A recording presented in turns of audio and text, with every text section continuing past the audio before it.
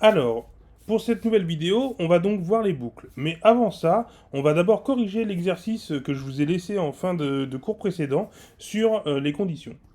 C'était un truc tout simple. C'est juste, en fait, à la fin, donc, quand on nous dit qu'il faut choisir entre on nous dit qu'il faut choisir entre la mer ou la montagne, il fallait indiquer le choix précédent de l'utilisateur afin de montrer qu'il avait fait une erreur. On pourrait, par exemple, lui dire que le choix de la variable choix utilisateur est inconnu. Choix, je vais y arriver, choix, je vais y arriver, choix utilisateur. Alors, on n'oublie pas, surtout avant les guillemets, de mettre le petit f pour qu'il puisse reconnaître que entre accolades, c'est la valeur d'une variable. Et donc, avec ça, maintenant, en fait, quand on lance le programme, alors que si on fait une erreur et qu'on indique quelque chose qui n'existait pas, donc au camping, je sais pas écrire, au camping. Il faut choisir entre la mer ou la montagne. Le choix au camping. Ah bah oui. Le choix au camping n'existe pas. Voilà, donc on recommence parce que j'oublie des mots. Au camping. Il faut choisir entre la mer ou la montagne. Le choix au camping n'existe pas. Donc voilà, on a pu en fait mettre en place dans le cours des conditions ce qu'on avait vu dans le cours des variables. Impeccable. Alors maintenant, on va pouvoir se pencher sur les boucles. Alors les boucles, c'est rien de bien compliqué, surtout en Python, on va voir que c'est quelque chose de très très facile, le concept est ultra simple. Euh, Prenons un exemple simple. J'ai besoin d'afficher 10 lignes. Alors là, pour vous, le plus logique et le plus sensé, ça serait de faire un print par ligne. Donc print ligne numéro 1, print ligne numéro 2, print ligne numéro 3, etc. etc. Et si je vous dis qu'en fait, il y a un truc qui est beaucoup plus simple à mettre en place, en beaucoup moins de lignes, eh ben, c'est les boucles. En fait, tout simplement, si je dis à mon programme en fait que j'ai les lignes qui sont numérotées de 1 à 10, qui ont comme valeur de numéro i. Donc du coup, on aurait une variable qui s'appelle i, et qui est égale de base à 0, puisqu'on est à la ligne 0. Et que je lui dis tant que, donc while, c'est tant que. Tant que la valeur de ma ligne est inférieure ou égale à 10, alors je print ligne numéro i. Et là, on se retrouve avec un code hyper simple qui va juste boucler qui va juste boucler sur 10 lignes et afficher ligne numéro 0, 1, 2, 3, 4, 5, 6, 7, 8, 9 et 10. On va tester. Donc pour le bien donc pour le bien de l'exercice actuel, je vais juste pour le moment effacer ce que j'ai fait avec vous. N'effacez pas votre programme. On va juste tester. Vous n'avez pas besoin de réécrire ce que je suis en train de faire. C'est juste pour comprendre les boucles. Donc là, si on teste, on peut voir que j'ai une erreur. Effectivement, en fait, là, il y a une erreur simple et qu'on fait très souvent en tant que développeur. C'est que, en réalité, j'ai oublié une chose. C'est que, en fait, là, la condition, parce que c'est une condition dans une boucle, c'est tant que ma condition vaut ça, je fais ça. Et ben, ma condition, en fait, elle ne changera pas puisque j'ai oublié d'incrémenter la valeur de i. C'est-à-dire que là, il va vérifier si i est égal à 10, mais il sera si i est inférieur ou égal à 10, et il sera, quoi qu'il arrive, tout le temps inférieur ou égal à 10, puisque i est égal à 0. Donc en fait, ce qu'il faut que je fasse, c'est que là, je lui dise, une fois que tu as affiché le numéro de ma ligne, il faut que tu prennes i et que tu lui rajoutes 1. Et là, de ce fait, il n'aura plus de problème. Il va bien lister de 1 à 10 les numéros. Voilà.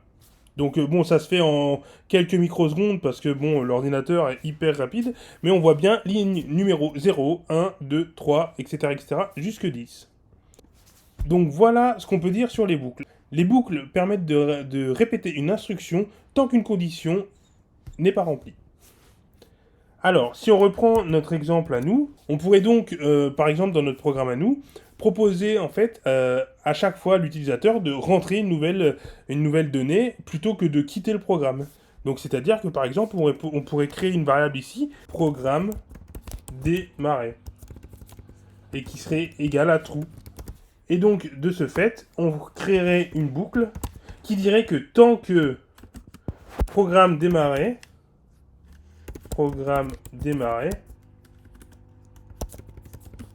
est égal à true, alors, donc là, en fait, regardez bien, je sélectionne tout le code qu'on a fait auparavant, et je vais juste le déplacer avec tab d'une indentation de 4, qui va permettre en fait à rentrer le morceau de programme qu'on avait fait dans la boucle. Parce que en Python, il faut savoir que l'indentation, elle est juste obligatoire. Le programme ne fonctionnera pas si vous n'avez pas d'indentation.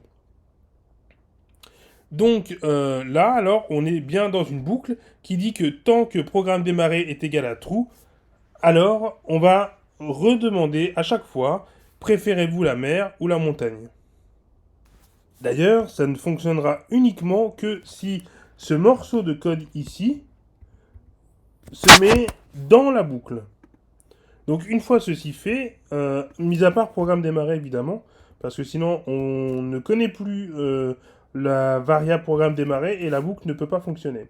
Donc là, normalement, une fois qu'on a bien tout ça et qu'on lance le programme, on a donc le bot qui nous propose de choisir la mer ou la montagne. On va refaire une erreur juste pour voir ce qu'il va nous dire.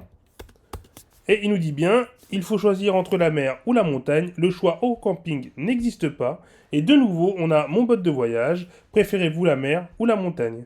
Donc là, c'est cool parce que maintenant, à chaque fois qu'on va faire un choix, il va revenir sur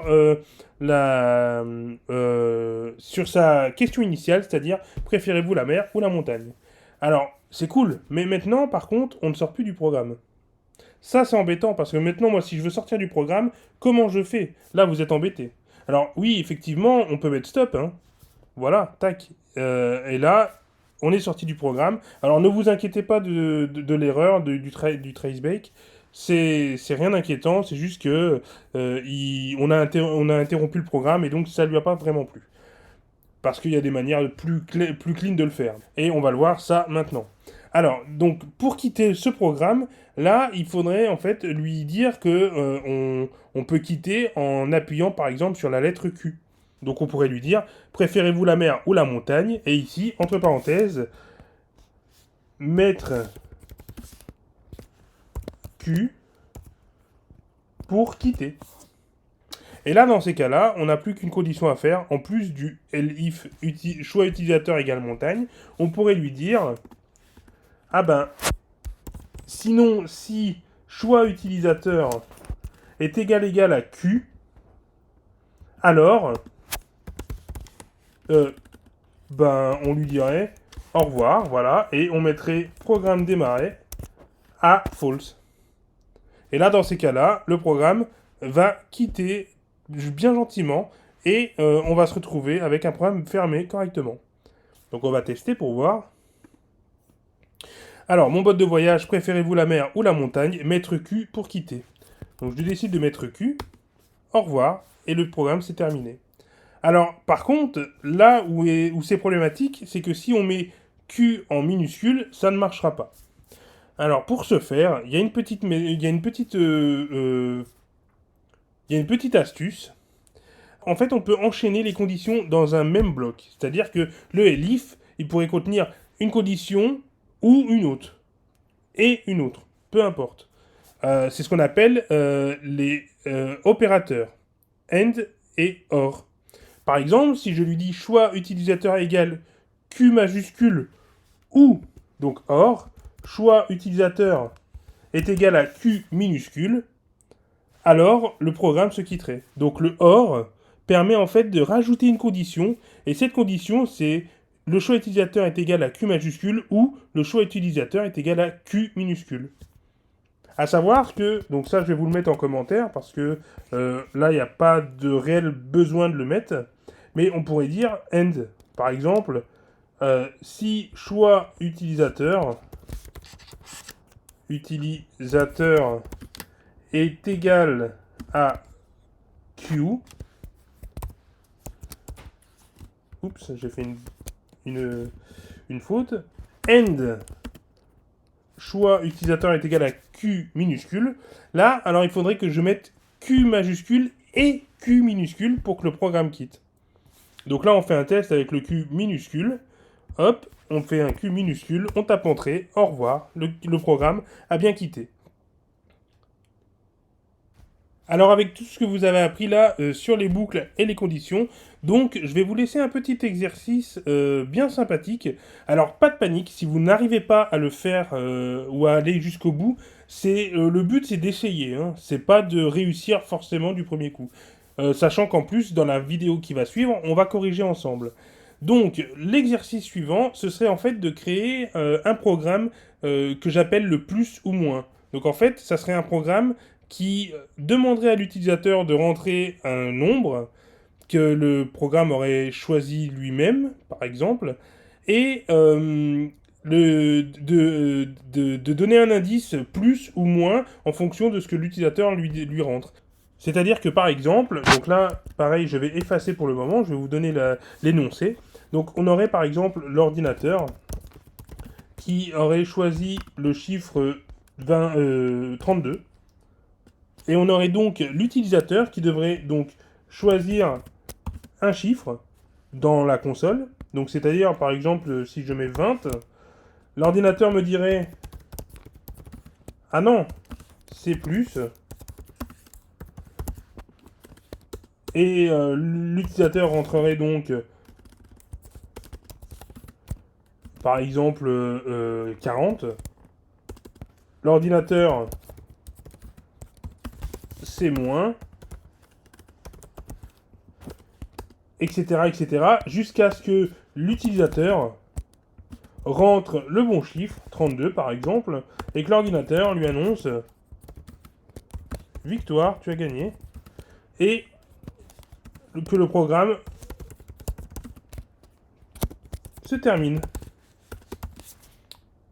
Donc vous avez toutes les cartes en main pour réussir. On se retrouve dans le chapitre suivant pour voir ensemble la correction de cet exercice et les switches. Alors, avant de se quitter, j'ai oublié de vous préciser une petite chose pour l'exercice du plus ou moins. En fait, on n'a pas encore vu ça, mais c'est pas grave, je vais vous les donner.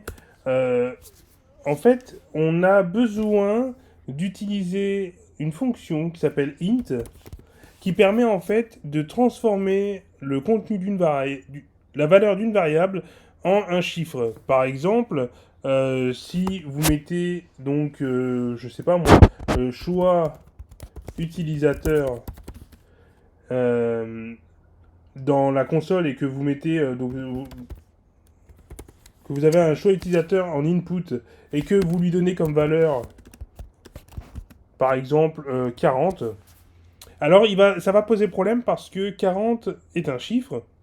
Mais lui, l'input va voir ça comme un string, une chaîne de caractères.